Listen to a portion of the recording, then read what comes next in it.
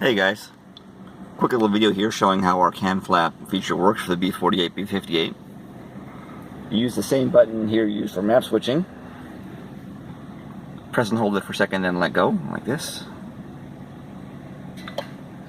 Arrow to the right means the flapper is closed, or OEM operation.